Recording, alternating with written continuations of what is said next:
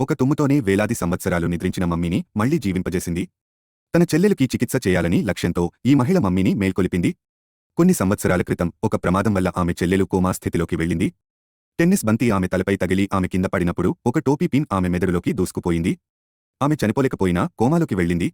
మహిళకు తీవ్రమైన బాధ కలగడంతో ఆమె ప్రపంచాన్ని అన్వేషించి తన చెల్లెలు మళ్లీ సాధారణంగా జీవించేందుకు మార్గం వెతికింది. తర్వాత ఆమె ప్రాచీన ఈజిప్టు ఫరో వైద్యులు మరణించిన వారిని మళ్లీ జీవింపజేసే నైపుణ్యం కలిగి ఉన్నారని తెలుసుకుంది. అప్పుడు ఆమె ఈజిప్టుకు వెళ్లి ఫరో సమాధిని కనుగొంది. ప్రయాణంలో ఎన్నో అడ్డంకులు ఎదురైనా చివరికి ఒక నదిలోకి ఒక శవపెట్టితో దూకి తప్పించుకుంది. తరువాత ఆ మమ్మీని ఇంటికి తీసుకువచ్చి అయితే మంత్రోచ్చారణ ప్రారంభమయ్యే సమయానికి ఆ ప్రొఫెసర్ మృతి చెందాడు. ప్రొఫెసర్ చనిపోయినందున తన చెల్లెలు కోరిక నెరవేరదని ఆమె భావించింది. కాని ఆశ్చర్యంగా మమ్మీ మేల్కొంది. మహిళ మమ్మీని అభ్యర్థించి తన చెల్లెలు కోసం తన వైద్య నైపుణ్యాన్ని ఉపయోగించమని కోరింది. తాను ఒక భౌతిక శాస్త్రజ్ఞుడని, అనారోగ్యాలను చికిత్స చేయడం తనకు రావడం లేదని మమ్మీ చెప్పాడు. అంత కష్టపడి తాను పొరపాటుగా తప్పు మమ్మీని మేల్కొలిపినట్లు తెలుసుకుంది. అయితే ఫరో చుట్టూ ఉన్న మమ్మీలు మాత్రం వైద్యులేనని మమ్మీ చెప్పారు. వారు ఫరో సమాధిని కనుగొంటే ఆమె చెల్లెలను కాపాడగలమని ఆశ చూపించాడు. అప్పుడే వారు మ్యూజియంకు వెళ్లి సెక్యూరిటీ గార్డులను బలవంతంగా నిద్రపోయేలా చేశారు. ఆపై ప్రధాన సమాధి గదికి వెళ్లారు.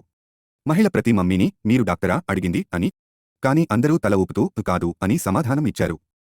ఇంకొక మమ్మీని పరీక్షించింది, కాని ఆ వ్యక్తి కూడా వైద్యుడు కాదు. చివరికి వారు ఫరో సమాధికి చేరుకున్నారు. మమ్మీ ఫరో శవపెట్టిని తెరిచాడు. లోపలి నుండి ఫరో నిద్రలేచి బయటికి వచ్చాడు. తమను మేల్కొల్పింది ఈ మహిళే అని తెలుసుకుని ఆమె యొక్క కోరికను అర్థం చేసుకుని ఫరో చలించిపోయాడు. వెంటనే తన నమ్మిన వైద్యుడిని పిలిపించి ఆమె చెల్లెలను చికిత్స చేయమని ఆదేశించాడు. ఆ డాక్టర్ విభిన్నమైన శస్త్రచికిత్సలు చేసి ప్రత్యేకమైన బ్యాండేజ్ను తల చుట్టూ ఉట్టి ఆమెను మళ్లీ బ్రతికించాడు.